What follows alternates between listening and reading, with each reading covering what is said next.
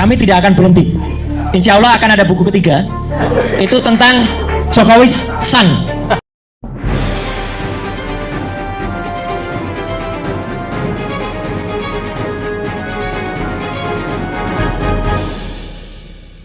Assalamualaikum warahmatullahi wabarakatuh. Saudara-saudara, jumpa lagi di channel info kita. Roy Suryo dan Dr. Tifa gak mau berhenti. Bukan gak mau sih, gak akan berhenti. Nah, untuk memperjuangkan apa yang dia yakini benar. Polemik akan tetap berlanjut. Katanya Roy Suryo akan membuat buku ketiga. Nggak perlu lama-lama, kita langsung saja ke videonya. Kami tidak akan berhenti. Insya Allah akan ada buku ketiga. Itu tentang Jokowi's Son. Anaknya Jokowi yang sekarang masih ada gambarnya nggak di sini? Nggak ada, Bang. Itu nggak kalah dari bapaknya. Palsunya nggak kalah ijazahnya, IQ-nya nggak kalah rendahnya, lebih gila lagi. Karena kalau itu benar-benar salah beli ijazah. Dia ngaku S1-nya Belfort University dari Singapura, ya. Ijazahnya harusnya horizontal karena ada dua logo. Yang dia pamerkan ijazahnya vertikal, itu berarti salah beli di fakedocument.com. Yang kedua, dia ngaku ijazahnya S2 itu dari UTS, University Technology of Sydney. Padahal dia di University Technology of Sydney itu hanya masuk matrikulasi hanya 6 bulan. Ya, mereka itu, sindikat itu, komplotan itu sedang menyiapkan ijazah aspal, sedang menyiapkan ijazah aspal. Kenapa Dr. Tifa kok sangat berani? Saya bilang begini, kalau seseorang itu sudah diancam pasal 6 tahun, 8 tahun, 12 tahun, di mana syaratnya adalah ketika proses persidangan itu kami ditahan, terus apa yang bikin kami takut? Apa yang bikin kami takut? Apa lagi yang bikin kami takut? Oh, kami sudah diancam pasal 6 tahun, 8 tahun, 12 tahun, dan selama persidangan yang berbulan-bulan itu kami ditahan. Ngapain lagi saya takut? Kalau mau terbit ijazah, tentu teman-teman semua kan tahu, nggak mungkin ijazah itu mak dundu, ya, Mbak Baby, mak jegagi terbit, nggak bisa. Nah, ini alasannya. Kemudian kita menulis tentang hak kita, bukan hak kami, ya, maaf, hak kita. Ini saya dibantu juga ide ini Pak Agus oleh Pak Kris Komari. Jadi Pak Kris Komari lah yang kemudian memberikan input kepada kami ini untuk hak ini bukan hanya hak nasional, tapi hak internasional. Lanjut, Mas. Jadi sebelumnya saya tuliskan juga, mana ada orang punya ijazah susah-susah dapat ijazah kok tidak bangga? Nggak masuk akal kan, Mbak Bibi? Syahroni pun bangga kok punya pakai ijazah. Loh iya, Syahroni lagi meskipun SMP. Tapi ini fakta. Kalau gambar ini saya dapat langsung dari putrinya beliau. Karena yang selama ini di media itu tampak dari samping nggak jelas. Ini saya dapat dari Mbak Gemala Hatta, dari Mbak Rahmi Hatta. Ini adalah ijazah almarhum Bung Hatta. Jadi kalau di sini ada putrinya Bung Tomo, ya. Nah, ini ada juga ijazahnya Bung Hatta, ya. Gitu. Jadi dua pejuang kita, bapak-bapak bangsa kita yang kita banggakan. Ijazah Bung Hatta tadi, ini masih terpampang replikanya di University of Rotterdam, ya, di University of Erasmus yang ada di Rotterdam. Artinya orang luar negeri saja bangga. Jadi saya ingin membuktikan kalau orang punya ijazah itu bangga. Itu niat kami dalam menulis buku ini. Lanjut, Mas. Saya ceritakan kenapa dulu tidak dikulas yang lain. Kan banyak pertanyaan dari para termul. Itu kok ijazah Bung Karno nggak dibahas? Bung Karno tuh jelas dari THS, Teknik School Bandung. Itu ITB sekarang. Kemudian Pak Harto jujur, Pak Harto tuh sekolah rakyat. Sampaikanlah sekolah rakyat. Habibie itu dari Teknik Aachen. Itu ada di Aachen, ada di Jerman. Tolong diulang, udah nggak bisa Bu Mbak Baby aja yang ulang. Beliau yang atau nanti Mas Agus saja ya gitu. Nah, Gus Dur itu jelas dari Al-Azhar, Kairo, Baghdad. Mbak Megawati sempat di Unpad dan Mbak Mega itu jujur bilang, Unpad nggak lulus saya pakai SMA aja deh.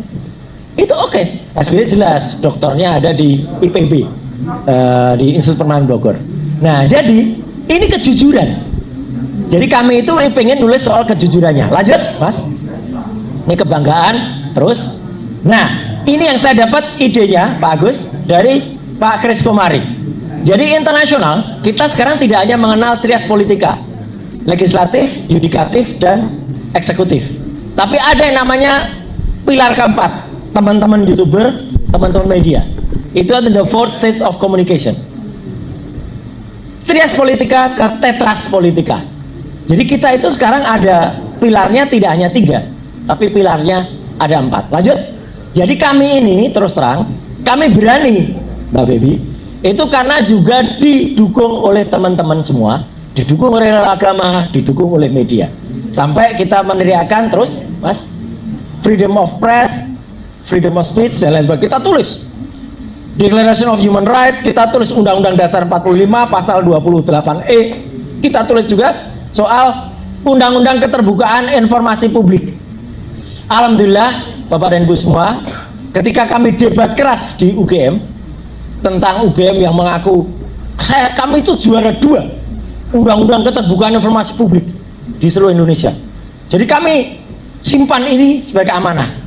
Saya setelah bercanda saya bilang ke Pak Andi, sekretaris UGM, baik Bapak juara 2, saya yang menyusun Pak Undang-Undang Keterbukaan Informasi Publik itu. Kebetulan dulu saya sebelum di DPR pada tahun-tahun 2000-an itu menyusun Undang-Undang Keterbukaan Informasi Publik nomor 14 tahun 2008, dan itu disahkan tanggal 30 April tahun 2008, diberlakukan tanggal 30 April 2 tahun sesudahnya 2010. Saya sudah berada di Komisi 1 DPR, anggota komisi, dan kamilah yang membentuk PPID itu gitu loh. Jadi UGM membanggakan dia anggota PPID. Saya bilang Bapak itu yang bentuk kami gitu loh. Ya udah nggak apa-apa, akhirnya dibuka. Terus Mas, jadi Bapak dan Ibu, ini adalah isi dari bab awal. Oke? Habis sudah? Oke. Nah, jadi baru setelah itu analisis. Analisis yang kami lakukan, saya langsung saja ke analisisnya Bang Resmon aja deh, karena ada filenya Bang Resmon. Oke. Ada beberapa analisis yang kami lakukan di sini. Saya mewakili Bang Resmon, akan saya. Jadi Ibu dan Bapak, supaya nggak terlalu lama, ya, nanti Dr. Tifa lebih menarik, karena analisisnya Dr. Tifa itu soal otak, bukan otak-otak, otak palsu. Ya, kebetulan. Ini oh ya kebetulan lagi ya. Apa yang disampaikan Dr. Tifa itu dulu ketika zaman SMA, saya membantu almarhum ayah saya itu untuk membuat penelitian beliau dan disertasi beliau soal itu juga. Ya, ayah saya almarhum Dr. Syaraf dan Dr. Jiwa, yang punya rumah sakit jiwa Puri Nirmala kalau di Jogja. Ya, jadi orang yang diteliti Dr. Tifa itu, ya alhamdulillah. Saya bisa paham kalau Dr. Tifa malah orang yang otaknya begini, yang kemudian itu memberikan pengaruh ke raut muka dan lain sebagainya. Dulu orang semacam itu harusnya diperiksa dengan yang namanya brain CT scan, scanner untuk pemindai otak, gitu ya. Ada. Oke, jadi ada belum Dr. Tifa? Oh dikit lagi. Jadi saya dan Dr. Resmon itu kami meneliti dari 2 tempat yang berbeda. Dr. Resmon meneliti dari Baligi di Pematang Siantar, saya meneliti kadang di Jogja, kadang di Jakarta. Yang kami teliti itu tadi, tidak akan ada ijazah yang terbit, teman-teman semua, tanpa melalui proses. Makanya kenapa kami waktu itu mengulik soal koran Kedaulatan Rakyat ketika tanggal 18 Juli tahun 80 yang katanya memuat nama dari Joko Widodo. Ketika itu tampil di Bareskrim, saya kebetulan, ini semua tidak ada yang kebetulan, alhamdulillah. Kenapa saya ingat betul? Alhamdulillah 18 Juli itu tanggal ulang tahun saya juga. Jadi saya langsung wah 18 Juli. 18 Juli juga itu tanggal lahirnya Mas Ojol yang meninggal kemarin, Afan, almarhum Afan. Jadi tanggal itu memang luar biasa. Tanggal 18 Juli juga adalah tanggal lahirnya Ketua KPU yang wafat secara misterius.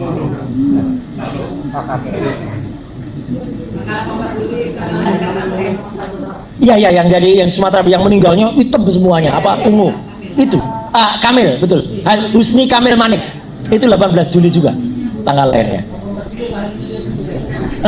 Ya ini lahirnya putranya Dr. Tifa juga. Nah jadi kenapa itu menarik? Karena Bareskrim kita kan memukakan ini hal yang sepele ya Mbak Baby, hal yang sepele tapi ini mungkin luput dari perhatian orang. Dengan bangganya koran itu menuliskan, atau edisi korannya yang ditampilkan itu ditulis 18 Juli tanggal 5 puasa. Saya dan Dr. Tifa langsung teriak, palsu ini korannya. Kenapa? Tidak akan ada kata puasa itu ditulis puasa dalam bahasa Jawa. Harusnya pasa, poso. Dan kami sampai mencari ke Jogja. Jahatnya apa? Semua koran KR tahun 1980 sudah lenyap. Di perpustakaan wilayah di Malioboro diambil, di perpustakaan yang ada di Janti nggak ada, diambil juga. Di KR juga katanya kebanjiran, korannya nggak ada. Nah itu mungkin kami cari nanti. Jadi kami yakin betul itu pasti rekayasa. Yang benar adalah pasa, bukan puasa. Perekayasanya kurang pinter. Itu satu. Mulai dari awal. Ya. Yang kedua, oke Mas, terus. Ya, terus. Ya, terus aja dulu. Nah, ini malah yang agak komplit. Terus. Nah, udah ini aja. Nah, ini habis dari sini lanjut. Terus, Mas. Alhamdulillah yang ini yang komplit. Terus. Tadi. Kita juga sedikit mengulas, meskipun gak kita, tentang dua korban dari Jokowi sebelumnya, yaitu Gus Nur dan Bambang Trimulyono. Kita tulis semuanya, ya. Ada kasus Jokowi undercover dan juga sumpah mubahalahnya Gus Nur. Ada fotonya juga ketika sumpah mubahalah. Jadi kalau ada orang-orang melihat mana katanya nggak ada. Semua. Jadi buku ini kami susun dengan hati-hati, dengan sangat teliti, dan kami tidak menggunakan ini disclaimer kami ya, atau ini penegasan kami tidak menggunakan akal imitasi atau AI. AI itu kan akal imitasi ya kan, artificial intelligence. Enggak, karena semua ini kami tulis terus Mas dengan fakta dan data yang ada, termasuk kalau teman-teman pengen membaca perjalanannya Bambang Tri, atas lagi sedikit Mas ya, tentang bagaimana nomor pengadilan negerinya, nomor berapa. Nah ini semua ada. Itu juga berkat bantuan dari sahabat-sahabat lawyer kami ini ya, yang sebagian dari beliau-beliau itu adalah pembelanya Bambang Tri juga gitu ya. Jadi saya tanya nomor PN-nya berapa, tanggalnya berapa.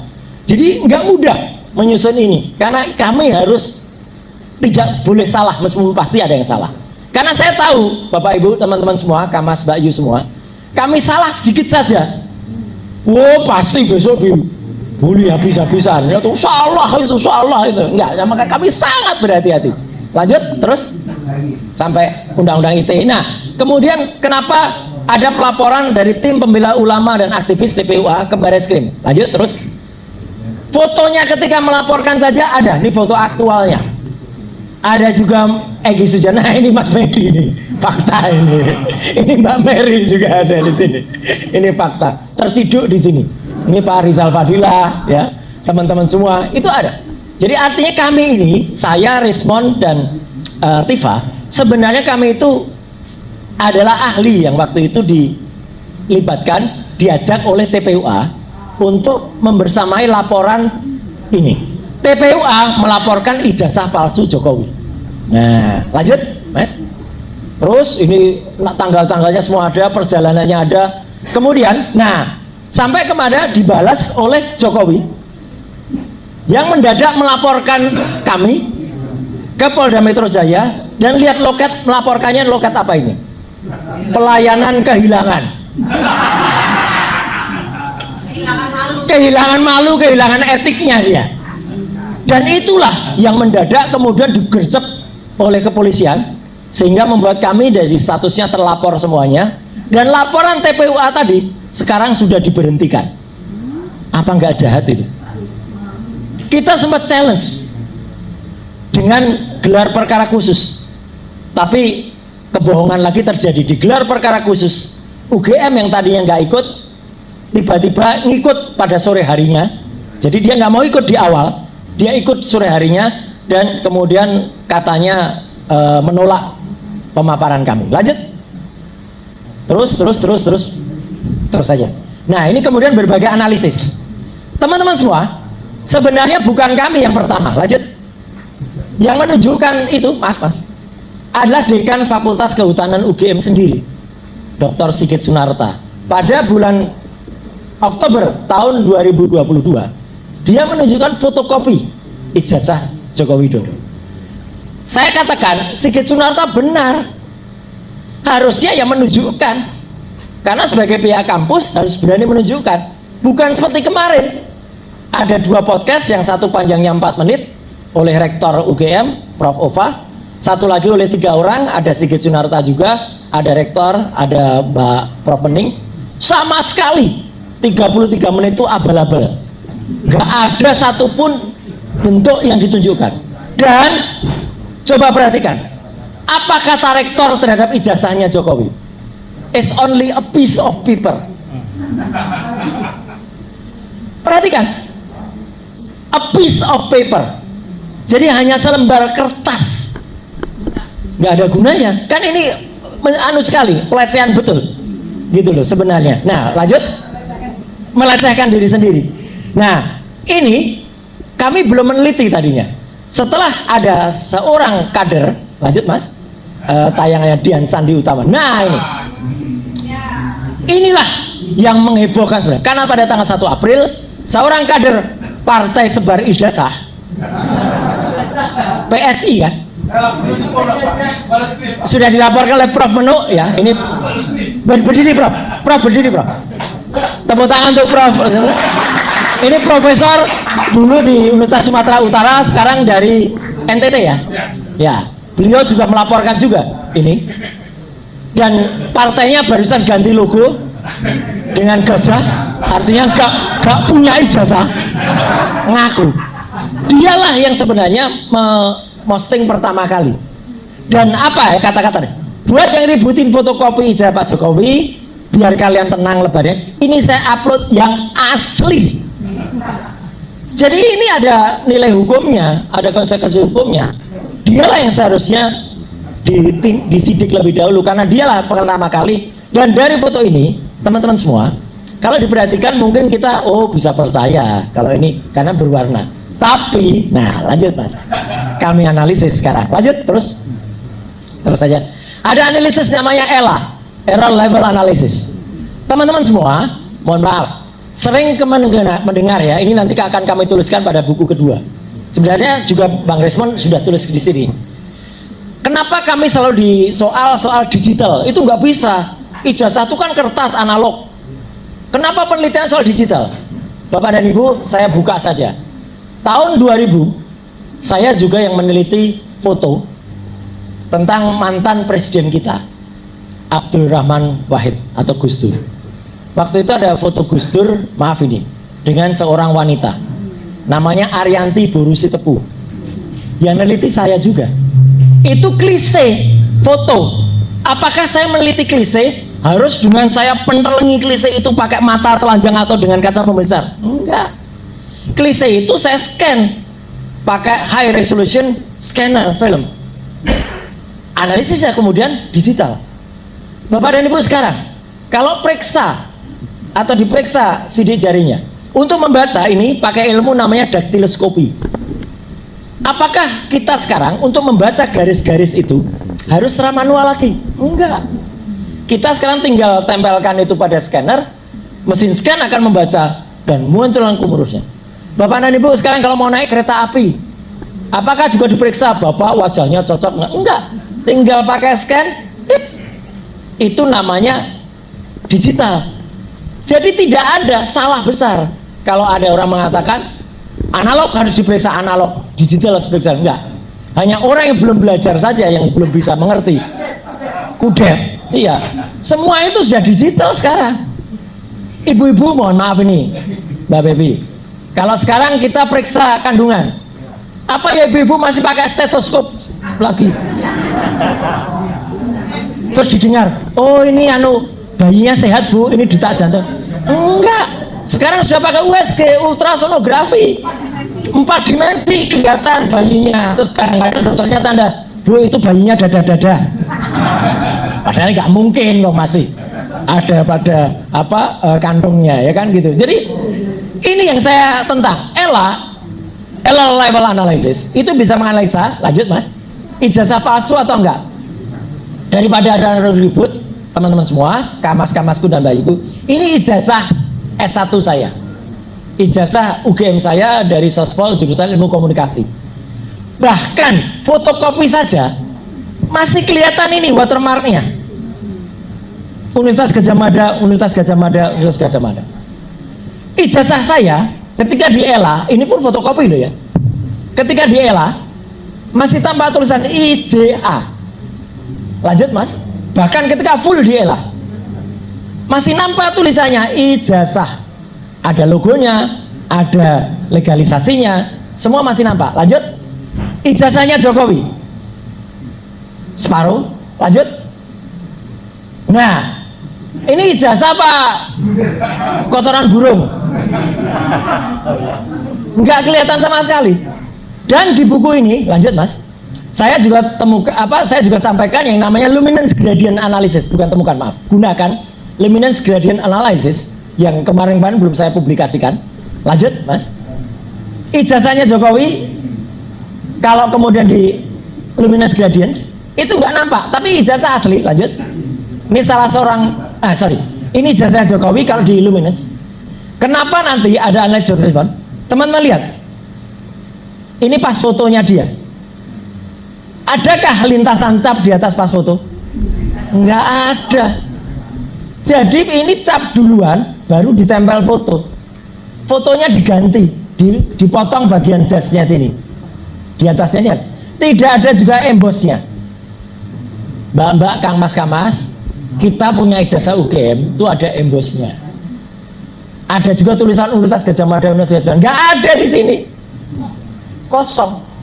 Makanya inilah yang disebut Pak Bitor, ijazah bikinan UPP, Universitas Pasar Pramuka. Dan di sini ada ahlinya Pasar Pramuka di sini, Mas Michael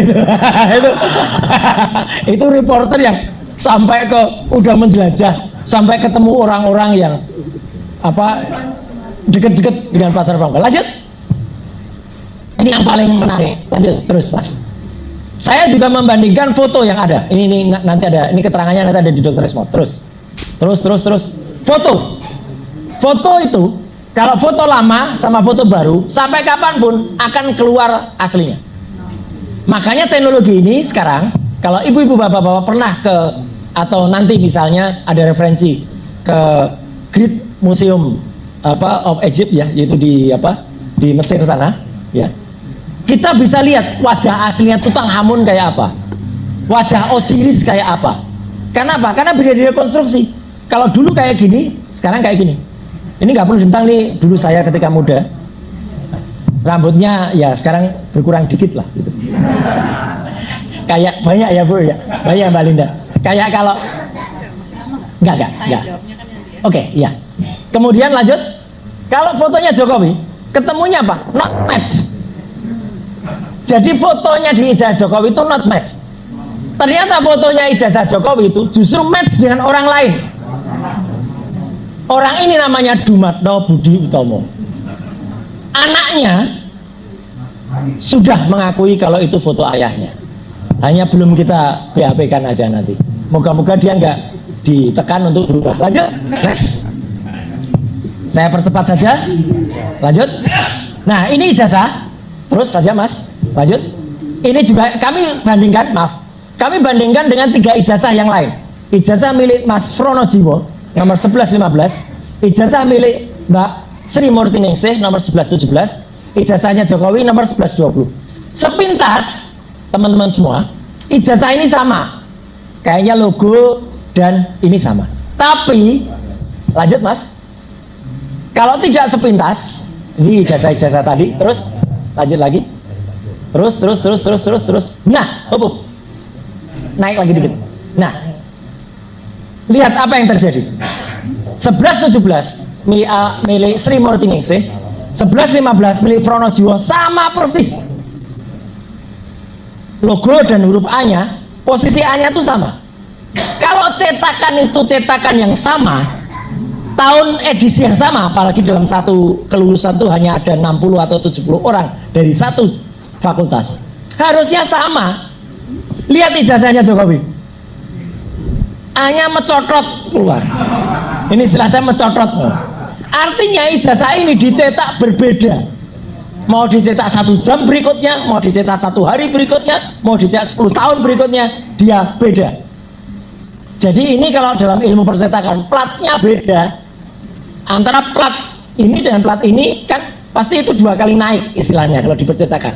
Naik warna gold, naik warna hitam. Ketika ini dan ini sama persis, ijazahnya Jokowi beda. Lanjut. Apa? Oh iya, sebentar. Ditanya sama Mbak Britanya, jawabnya kapan? Ntar lanjut aja, udah. Terus. Saya singgung sedikit punya Dr. Resmond. Sedikit Mbak. Ini ketika kami bertiga ada di depan UGM. Lanjut, next. Sampai kepada terus saja. Sampai kepada skripsi. Skripsi ini saya bantah terus terang. Kalau mereka mengatakan ini Roy Resmond tuh hanya ambil dari sosmed, enggak. Saya foto sendiri langsung. Saya pegang langsung ketika kami datang ke UGM. Lanjut, terus. Yang menarik apa? Kenapa saya foto langsung? Terus Mas. Nah ini, kalau pakai handphone kita itu terlalu canggih, Ibu dan Bapak. Pasti hasilnya akan sama, dibuat sama baiknya. Kalau pakai kamera profesional untuk ident, akan nampak kertasnya beda. Yang satu kertasnya baru, yang satu kertasnya lama. Yang pada mesin ketik ini masih ditulis nama Dr. Insinyur Ahmad Sumitro. Yang pakai baru, sudah hurufnya baru, sudah profesor. Ini dibuat pada bulan November tahun 85. Profesor Ahmad Sumitro itu dikukuhkan Maret 86. Jadi ketika dia tulis profesor, mesin waktu ini salah. Lanjut ya. Kemarin UGM membantah itu. Katanya dikatakan, nah ini yang paling krusial, membantah itu ketika dikatakan enggak, Prof. Ahmad Sumitro SK-nya udah turun. Saya tunggu kapan turunnya. Enggak berani mengumumkan kapan. Kalau berani dia tunjukkan SK-nya. Enggak ada. Dan ini yang paling kebohongan yang paling utama. Tahun 2017, Pak Kasmujo ditanya dan ini bolak-balik. Lanjut terus. Dan Dr. Resmond sendiri yang kemudian ketemu ke rumah, on the way ke rumah Pak Kasmujo. Lanjut. Terus ada gambarnya, ada fotonya. Pak Kasmujo diwawancari langsung oleh Dr. Resmond dan Mas Michael. Jadi bukan, dan langkah update waktu itu ya. Dan bukan dari orang lain. Dan kemudian saya yang kemudian pernah minta harus akui Kasmujo bukan dosen. Sedikit saja, 2 menit saya ingin tampilkan punya Bang Resmond. Terus teman-teman, punya Bang Resmond itu sangat-sangat detail. Mulai dari ini. Digital forensik itu menganalisis semuanya, ya analog ya digital. Kemudian Dr. Resmond menerangkan tentang catatan harian Hitler. Lanjut. Terus Mas. Catatan harian Hitler itu adalah salah satu contoh bagaimana Hitler Diaries dibuktikan kebohongannya itu bukan catatan harian dengan digital forensik. Pada zaman itu belum ada digital, masih analog. Lanjut. Mas, terus yang analisis yang agak tajam aja. Jadi Dr. Resmond itu terus lanjut aja, lanjut. Ada banyak penelitian yang jadi artinya, nah ini termasuk juga bukti-bukti yang ada, transkrip akademik tanpa tanda tangan. Mana ada UGM punya transkrip tanda, dan kami, Dr. Tifa, Dr. Resmond, ini nggak ada tanda tangannya. kami sudah menemukan transkrip yang ada tanda tangan yang asli dan bukan tulisan tangan. Teman-teman kalau dapat transkrip tulisan tangan apa mau? Nggak mau kita. Ketikan, minimal ketikan waktu itu. Lanjut. Terus. Terakhir yang ingin saya sampaikan, nah ini yang kami dapatkan. Ketikan dan ada tanda tangannya. Minimal ada pembantu dekan 1, minimal ada tanda tangan dekan Prof. Insinyur Sunardi Prawirohatmojo. Jadi kalau yang benar ya kayak gini. Yang kemarin tampilin Barreskrim tidak benar. Saya kira itu dulu teman-teman semua. Lebih detail nanti akan ada dan saya kembalikan dulu ke Mbak Devi, akan disambung oleh Dr. Tifa. Makasih, Mas Bro. Terima kasih, Masya Allah. Ya, ya ringkas. Ya, nggak ringkas. Ya, kenapa saya menyusu-nyusu, memburu-buru? Oh nek kabeh dia, oh nek kenang-kene bukune gak payu. Begitu. Ya, oke. Tapi sebelum saya ke Dr. Tifa, saya mau tanya sama Bang Refli sebagai seorang ahli ahli wanita, oh salah ya. Saya punya pertanyaan begini, kenapa? Ini kan banyak sekali kesalahan ya. Artinya apa yang mereka rekayasa itu banyak sekali kelemahannya yang bisa ditemukan oleh para ahli. Yang saya mau tanyakan ke Mas Refli kalau beliau ahli nujum adalah kok berani? Artinya ada kekuatan apa sehingga mereka berani sembarangan? Kira-kira apa menurut Anda? Beraninya karena Kapolri belum diganti. Jadi ya kalau Kapolrinya diganti saya kira enggak ya. Mas Refli lulusan UGM tahun berapa? Tahun 94 95 di wisudanya. Itu asli. Gimana nggak asli? Saya pernah ketua BEM. Cuman namanya bukan Refli Harun lah namanya. Iya, sebenarnya sederhananya kan adalah bahwa Kapolri atau jajaran penegak hukum masih konsisten seluruh bekerja. Iya, dan Prabowo tidak mau intervensi langsung.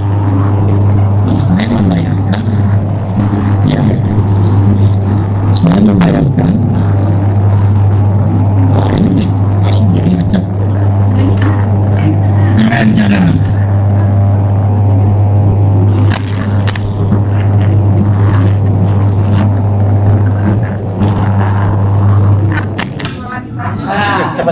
Kalau dekat laki-laki agak alergi saya malah.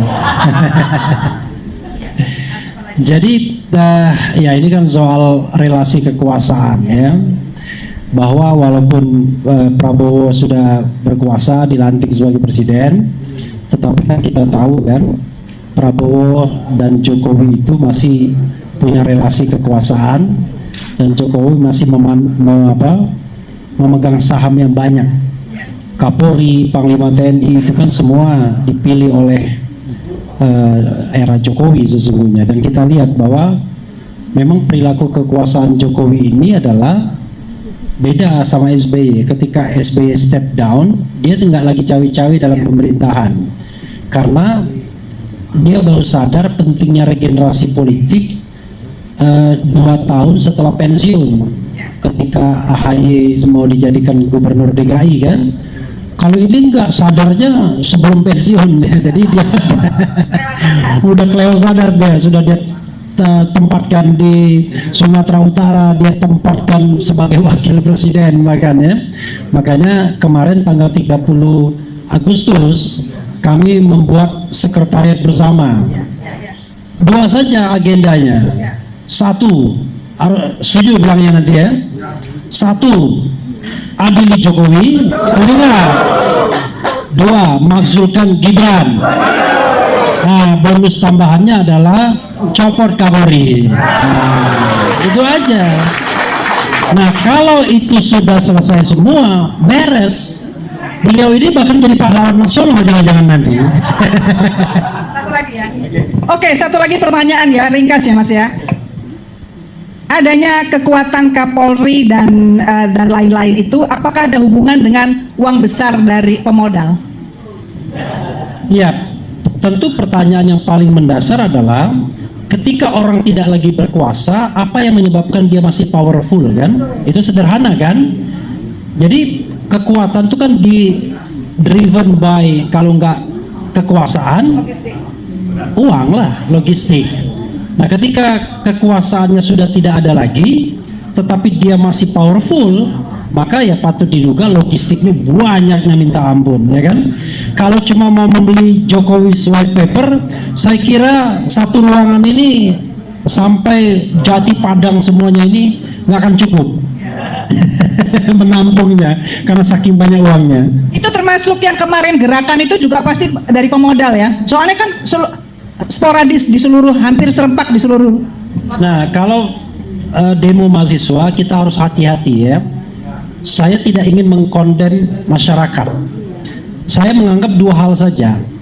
Ada kemarahan publik yang merupakan rumput kering, hidup dalam kemiskinan, tekanan, stres, ekonomi, macam-macam biaya dan lain sebagainya, dengan konflik elit yang mungkin ingin mempertahankan kekuasaan, memperkuat kekuasaan, kemudian mereposisi kekuasaan dan lain sebagainya. Jadi lalu triangle-nya ada pemodal, orang yang punya uang yang sekarang mungkin ingin berkuasa kembali, ingin mempertahankan kekuasaannya atau tersudut dari kekuasaan dan lain sebagainya. Jadi penguasa, pemodal, rakyat yang mudah terbakar. Maka jadilah kemarin itu. Oke. Thank you, tepuk tangan buat Bang Refli. Nanti setelah Dr. Tifa bicara, satu lagi pertanyaan untuk Anda ya. Oke, silakan duduk kembali ke tempat yang disediakan.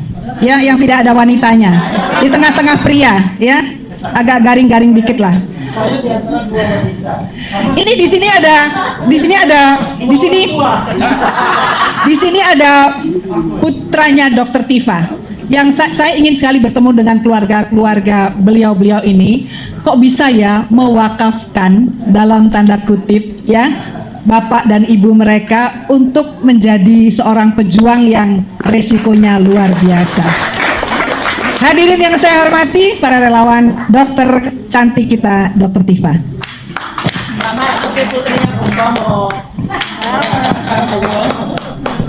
Baik, terima kasih. Bismillahirrahmanirrahim. Assalamualaikum warahmatullahi wabarakatuh.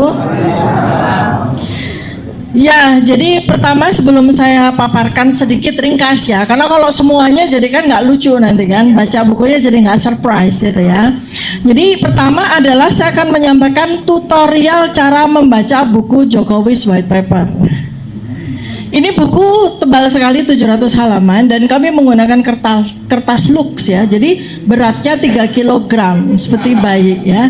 Nah, tapi luar biasanya kloter pertama ya, karena udah sold out yang kloter pertama itu insya Allah sudah on the way untuk terbang ke beberapa negara, Pak Agus ya. Dan yang luar biasa lagi, buku setebal 3 kg ini ketika dikonversi untuk biaya biaya pengiriman itu bisa 2-3 kali lipat dari harganya. Itu nggak masalah gitu ya. Jadi luar biasa, ini buku memang mudah-mudahan menjadi jawaban kita. Dan sebelum saya bercerita tentang isi buku ini dari sisi saya, neuropolitika behavior ya, itu saya sampaikan tentang kejadian-kejadian yang menarik untuk disampaikan ya. Pertama adalah ketika kami launching, pre-launching, soft launching tanggal 18 Agustus 2025 ya, izin Bu, boleh nggak saya yang bicara gantian ya, boleh ya. Saya waktunya cuma sedikit ya, karena tadi udah banyak Mas Roy. Jadi tanggal 18 Agustus kami ke Jogja untuk soft launching. Kemudian tanggal 19 Agustus besok paginya kami ke UGM, ke rektorat, untuk menyampaikan surat kepada petugas atau pejabat Komisi Keterbukaan Informasi Publik dan Dokumen. Ya, kami ingin bertemu dengan petugas tersebut. Kenapa? Karena dokumen-dokumen dari Joko Widodo itu kan dokumen publik. Sebagaimana juga yang sudah diserahkan sebagian oleh UGM kepada Bareskrim. Maka kami sebagai warga negara terlindungi oleh Undang-Undang Dasar 1945 dan Undang-Undang Keterbukaan Informasi Publik punya hak untuk melihat secara langsung dokumen-dokumen tersebut yang tentu pasti salinannya ada di UGM. Saksi adalah Mas Michael Sinaga tuh. Ya, kita sama-sama ke sana. Tapi apa yang terjadi? Selama 2 jam kami dibiarkan berdiri di tengah Balairung Gedung Pusat. Teman-teman semua kan inget tuh ya. Dimana waktu itu ketika kita kuliah, Gedung Pusat itu kan friendly sekali buat kita kan. Kita bisa selonjoran di situ, bisa rapat, bisa belajar, bisa ngelamun, bisa pacaran. Pokoknya Gedung Pusat itu adalah milik semuanya ya.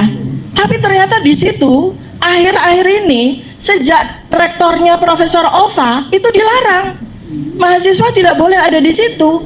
Tamu juga kami hanya diberikan tempat di situ, dan kemudian 2 jam kita dibiarkan berdiri saja, tidak diberikan informasi apapun, dikatakan bahwa pejabatnya tidak ada dan sebagainya. Ya sudah, kami tunggu. Jadi artinya betapa takutnya pihak rektorat, betapa takutnya pihak UGM kepada kita. Singkat cerita, besok pagi setelah surat itu akhirnya diterima oleh pejabat tersebut, besok pagi kami sudah diberikan jawaban. Jawabannya ini menarik. Besok pagi kami diberikan jawaban bahwa dokumen-dokumen yang kami minta, jadi kami minta 25 dokumen, salinan ijazah, transkrip nilai, KHS, registrasi, segala macam, pokoknya semua 25. Mereka mengatakan bahwa semua dokumen yang diminta oleh kami sudah tidak ada lagi di UGM. Semuanya sudah ada di Polda Metro Jaya. Jadi tidak ada satu dokumen pun yang bisa kami dapatkan dari UGM. Kan aneh ya? Aneh kan? 2 hari kemudian rektor membuat podcast, ya kan? 2 hari kemudian rektor membuat podcast. Artinya itu sebetulnya bisa kita lihat bahwa mereka itu begitu takutnya. Dan disitulah titik dimana ketika Bu Ova Emilia itu solo ya, memberikan pernyataan sendiri begitu. Itu yang menarik sekali adalah ada satu lagi ternyata dokumen yang selama 20 tahun kita nggak pernah tahu. Ya, dikatakan oleh Profesor Ova Emilia di hari itu 24 Agustus 2025, yaitu apa? Ternyata orang yang bernama Joko Widodo itu punya ijazah sarjana muda. Ya kan? Ternyata dia tidak menempuh ujian penerimaan mahasiswa PP1. Ya, yang itu artinya namanya ada di Koran Kedaulatan Rakyat. Berarti seandainya Bareskrim itu mengatakan bahwa koran KR palsu itu asli, ya, kenapa kita katakan palsu? Karena ditulis puasa. Artinya itu koran KR itu pasti palsu. Dan di situ ada nama Joko Widodo. Katakanlah kita mempercayai bahwa dokumen KR itu asli, berarti ada 2 orang Joko Widodo dong. Ya kan? Joko Widodo yang diterima melalui jalur ujian PP1, masuk program studi sarjana, dan Joko Widodo yang oleh Rektor Ova Emilia dikatakan mengikuti program sarjana muda. Dan salah 3 dari dokumen 34 dokumen yang disampaikan oleh Bareskrim memang di situ menyatakan bahwa Joko Widodo masuk sarjana muda. Dan tidak pernah melanjutkan ke S1. Itu kita masih to be determined dulu ya. Ya, jadi ini tidak begitu, tidak inline ya. Jadi ada sesuatu. Karena itu karena ada statement dari Profesor Ova Emilia, maka kami insya Allah dalam waktu dekat akan ke Jogja lagi, akan ke UGM lagi untuk bersurat untuk minta ijazah sarjana muda berikut semua dokumen yang terkait dengan perkuliahan sarjana muda dari Joko Widodo. Ya, karena itu sama sekali dokumen-dokumen itu sama sekali tidak disampaikan di Bareskrim. Lucunya lagi adalah pada saat setelahnya kami kan mengikuti lagi pemeriksaan sebagai terlapor. Ya, ingat kan teman-teman semua, Bapak Ibu semua, bahwa Joko Widodo ketika diperiksa oleh Polda Metro Jaya yang datang dari Jakarta ke Solo dengan alasan Joko Widodonya sakit, tapi besok paginya dia reuni tahu goreng bulat digoreng dadakan 26 Juli, dia mengatakan dia sakit. Karena itu Polda Metro Jaya satu rombongan ke Solo. Setelah itu Joko Widodo press release mengatakan bahwa ijazah saya sudah disita oleh Polda Metro Jaya. Ya, oke. Karena itu maka kami semua terlapor 12 plus karena Bu Mary juga jadi diperiksa juga, para aktivis diperiksa juga, ya. Kami semua bersepakat bahwa karena menurut Joko Widodo ijazahnya sudah disita oleh Polda Metro Jaya, maka kami bersedia memberikan keterangan dengan syarat ijazah aslinya ditunjukkan kepada kami di meja ini. Kalau ijazah aslinya tidak ditunjukkan di meja ini, maka kami keberatan untuk menjawab semua pertanyaan. Itu yang kami katakan. Nah, saya diperiksa pada hari kesekian gitu ya. Apa yang disampaikan oleh pemeriksa saya? Saya mau menjawab berapa pertanyaan yang disiapkan untuk saya? 79 pertanyaan. Tapi 79 itu nomor satunya ABCDEFGH, duanya ABCDEFGH. Saya katakan saya akan menjawab semua pertanyaan itu dengan catatan tolong ijazahnya taruh di meja ini, baru saya akan menjawab. Pemeriksa mengatakan ijazah sudah tidak di sini Bu Dr. Tifa. Loh, kemana ijazahnya? Ijazahnya sudah di Mabes. Nah, kita tunggu kabar ya, Mabes kebakaran ya. Jadi mereka itu mereka itu dari UGM ke Lempar, dari Polda ke Lempar, pokoknya seperti itu. Artinya memang ijazah itu goib ya. Nah, sekarang mengapa kemudian peristiwa ini menjadi seperti ini? Gara-gara buku ini Bapak Ibu. Gara-gara buku ini mereka ketakutan, kebingungan. Jadi ada sebuah off the record ya, yang saya dapatkan informasinya begitu santer terdengar bahwa kami membuat buku ini ya. Ternyata ya, mereka itu, sindikat itu, komplotan itu sedang menyiapkan ijazah aspal. Sedang menyiapkan ijazah aspal. Jadi mereka itu sudah menemukan, mereka kan sudah tahu kalau sampai kita di sidang, kita akan kejar uji apa Mas? Uji apa kertas carbon paper dating ya. Kita akan uji tinta dan sebagainya. Maka mereka sudah mempersiapkan kertas tahun 1985. Karena apa? Kalau tinta nggak mungkin, karena tinta pasti baru. Tapi mereka akan klaim, puslapor akan klaim bahwa kertas ijazah Joko Widodo ini adalah kertas tahun 1985. Itu ya ceritanya itu. Ternyata begitu buku ini kemudian terbit, mereka sudah tidak punya lagi daya upaya. Sehingga apa yang dilakukan?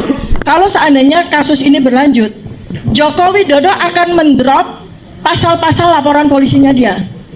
Pasal pencemaran nama baik, pasal fitnah, pasal kebohongan, dia akan drop.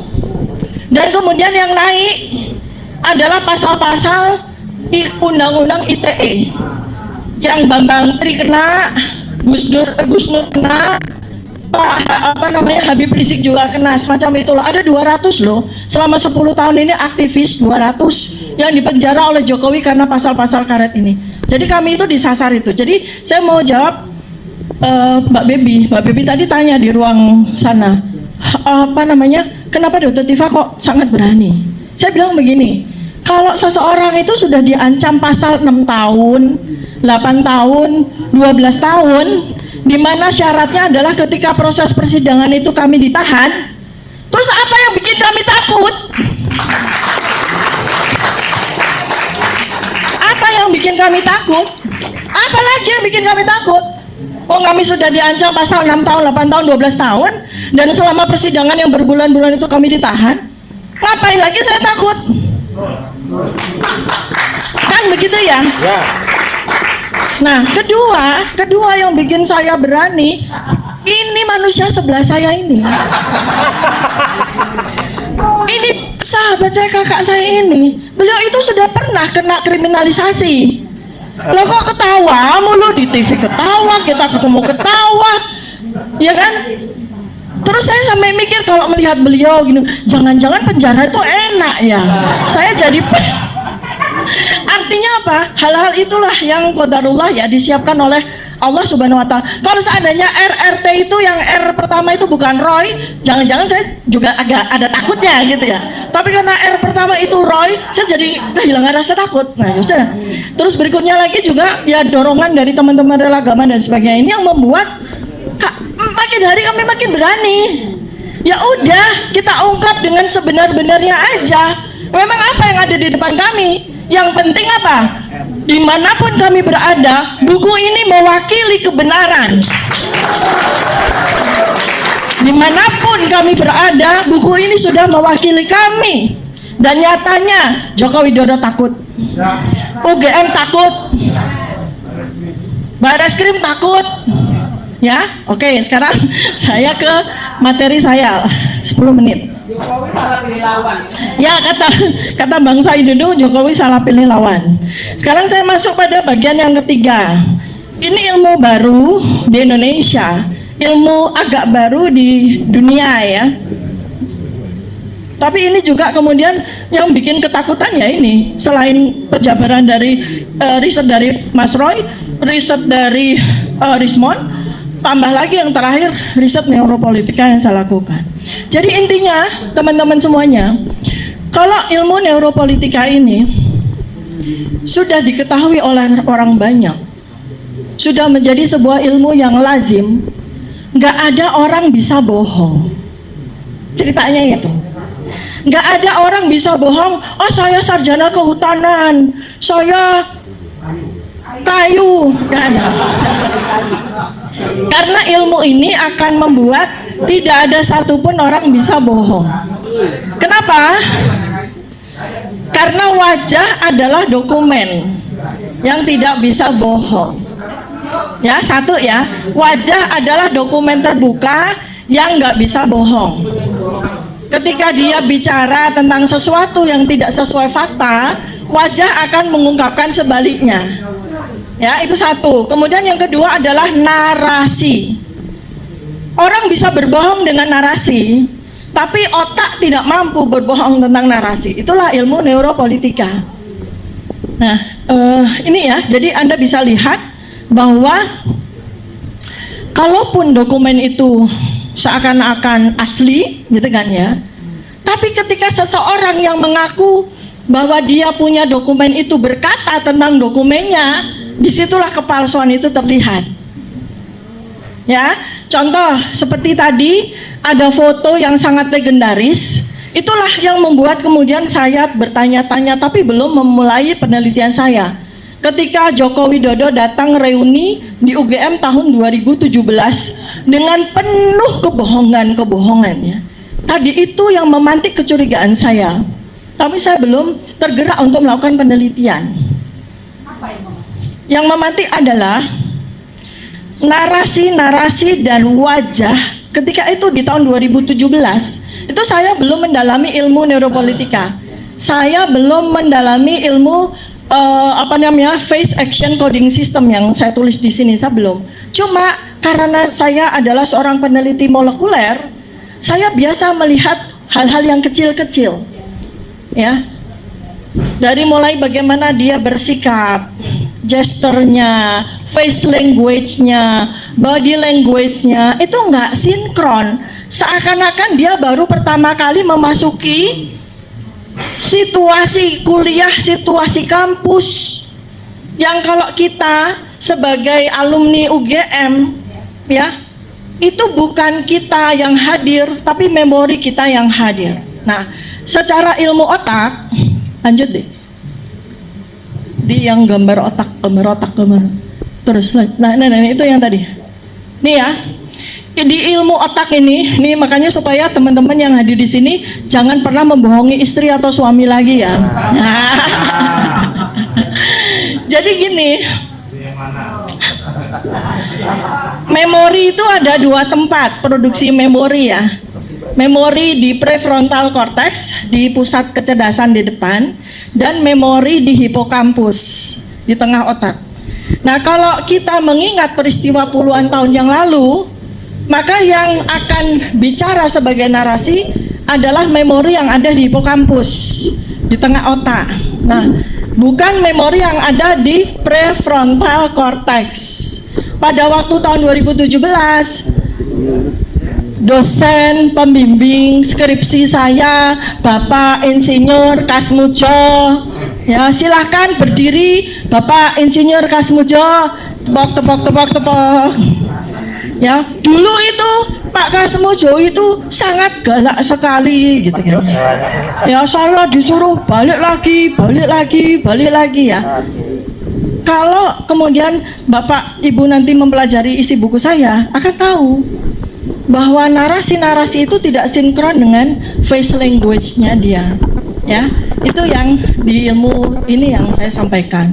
Dari situ karena saya sudah terlatih, maka saya sudah merasakan ada sebuah kejanggalan di situ. Kemudian ditambah lagi dengan 4 tahun kemudian tahun 2022, ketika rektor lagi-lagi Ova Emilia membuat pernyataan pers ya. Karena waktu itu kan peristiwa Bambang Tri dikriminalisasi untuk kedua kalinya. Jadi kemudian Oktober 2022 rektor Ova Emilia menyatakan konferensi pers. Duduk semua rektorat tanpa satu lembar pun dokumen, hanya menyatakan bahwa kami meyakini bahwa Insinyur Haji Joko Widodo adalah alumni Fakultas Kehutanan Universitas Gadjah Mada. Begitu aja. Seorang ilmuwan, profesor di institusi kelembagaan pendidikan ternama menyatakan sebuah hal yang bersifat saintifik tanpa scientific evidence sama sekali, tanpa dokumen sama sekali. How come kita mau percaya? How come kita mau percaya? Kan itu ya. Nah, di titik itulah saya memulai penelitian saya. Kebetulan saya sudah masuk ke Fakultas Ilmu Sosial Ilmu Politik di Universitas Padjadjaran untuk S3 saya yang kedua. Nah, itu menjadi kajian saya, neuropolitika. Mohon doanya, bentar lagi saya promosi ya. Ilmunya neuropolitika. Nanti kami akan kembangkan di Padjadjaran, ilmu neuropolitika.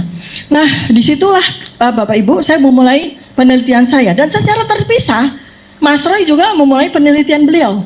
Secara terpisah, Rismon berikutnya melalui. Kita ketemu di tanggal 15 April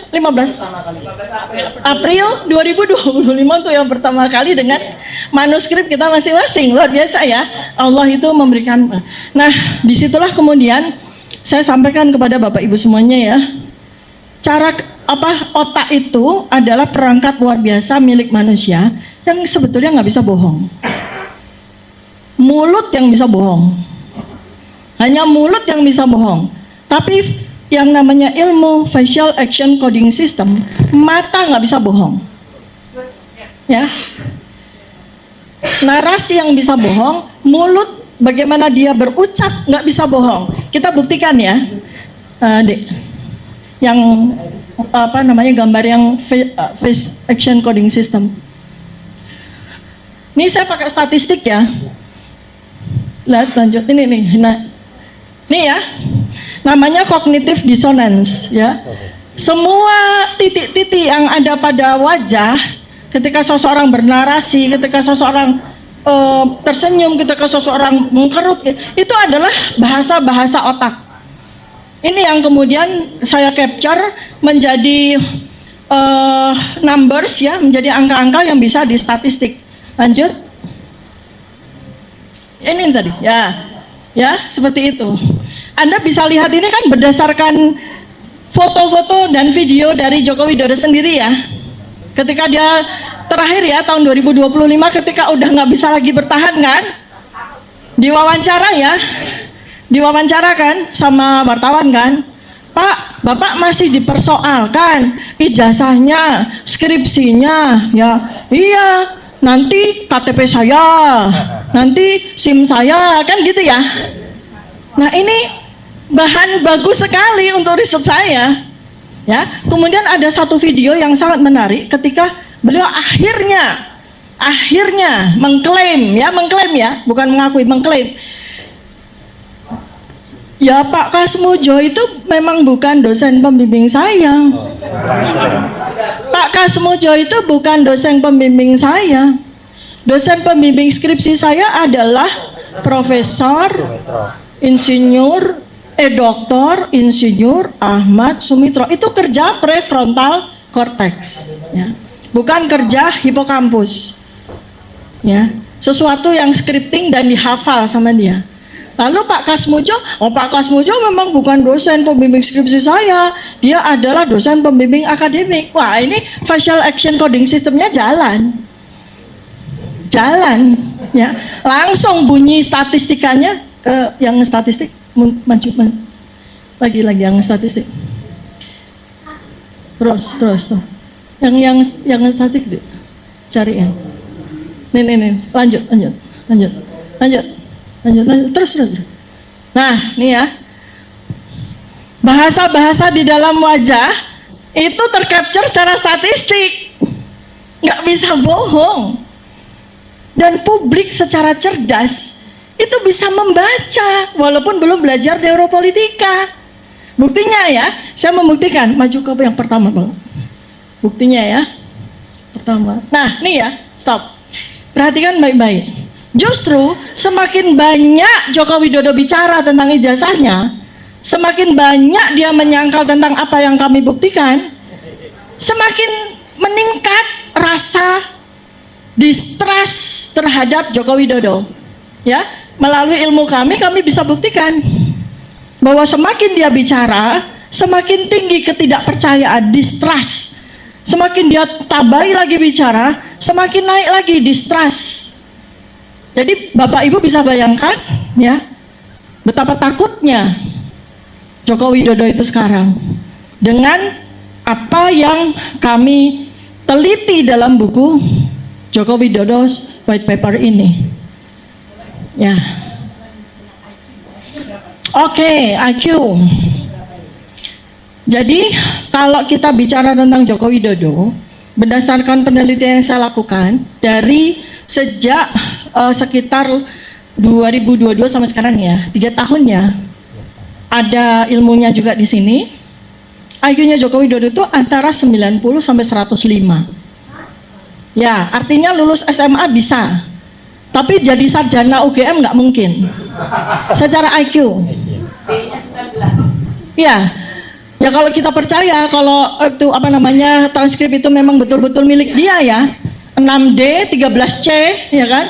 Dengan IPK sarjana muda 122 itu 2,05, ya, nggak mungkin maju sarjana, nggak mungkin. Karena kalau dia, misalnya Profesor Ova Emilia itu kita percaya bahwa dia menempuh dari sarjana muda dengan modal cuma 2,05 IPK sarjana muda, nggak boleh naik sarjana kecuali bayar. Masa iya sih UGM bisa bayar? Nggak mungkin kan? Jadi disinilah letak lubang-lubangnya. Ya. Kita menjadi ahli tentang neuro, tentang otak. Saya mau ada komentar dari Prof. Rias Rasid yang begitu terpesona. Saya heran sekali, kuat sekali yang namanya Jokowi itu berbohong. Itu ya. Jadi kekuatan berbohongnya itu datang dari mana? Karena itu sampai kagum. Gini, ya. Beberapa waktu yang lalu saya di RH Channel menyampaikan tentang sebuah gangguan jiwa namanya mitomania. Nanti bisa lihat ya di RH Channel ya, saya cerita tentang mitomania. Mitomania itu adalah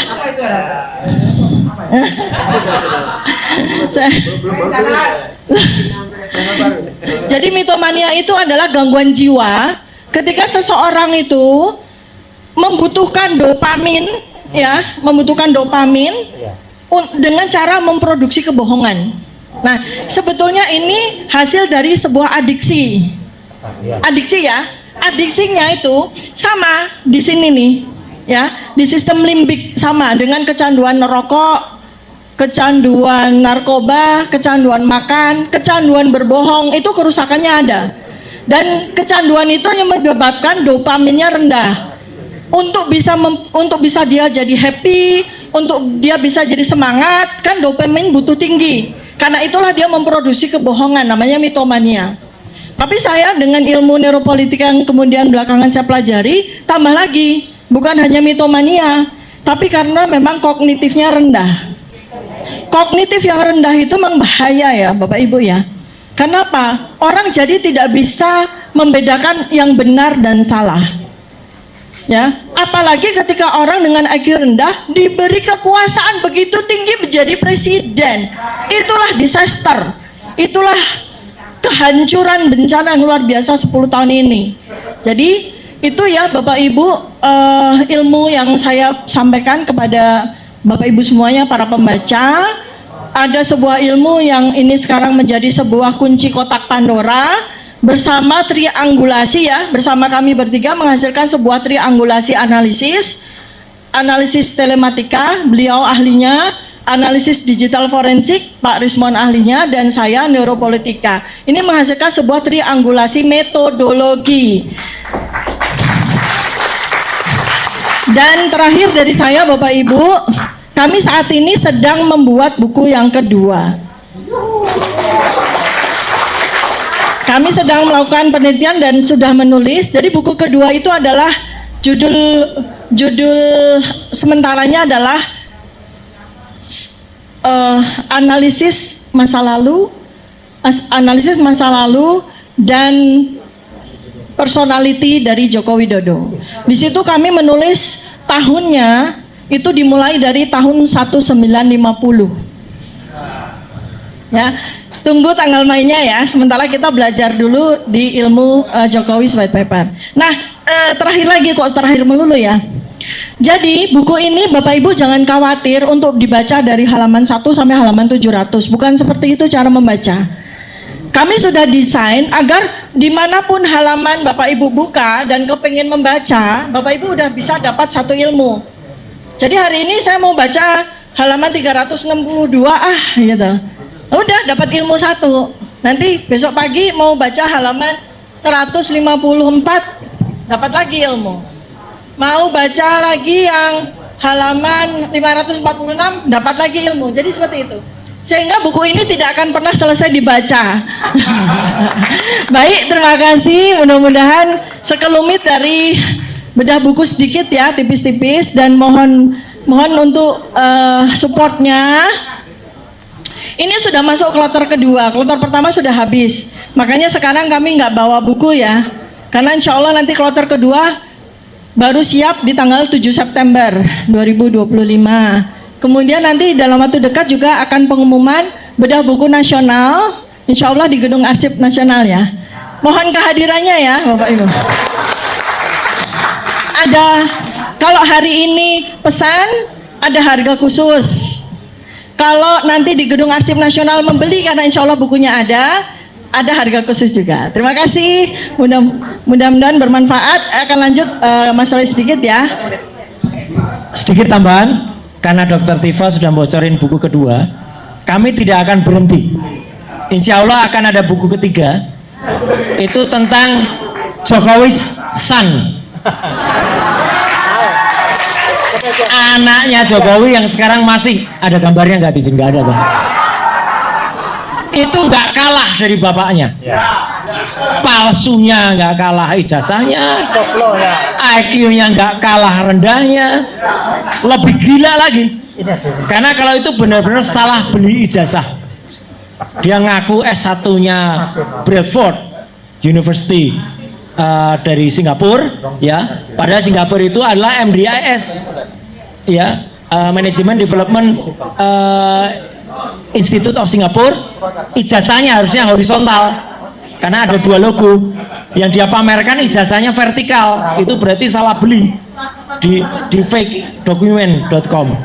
Yang kedua, dia ngaku ijazahnya S2 itu dari UTS, University Technology of Sydney. Padahal dia di University Technology of Sydney itu hanya masuk matrikulasi hanya 6 bulan. Dia SMA-nya 2 tahun di Santo Yosef, nggak lulus, pindah ke SMK Kristen Surakarta, nggak lulus lagi, tiba-tiba ke Singapura. Dan tiba-tiba di Singapura, mau nggak Walida? Tiba-tiba di Singapura dia dapat surat penyetaraan dari Dikti. Penyetaraannya setara dengan SMK. diktinya gembos juga. Karena kok bisa ijazah S1 kok SMK. Tapi itu nanti ada di buku Jokowi's Son. Black paper tanpa mushroom.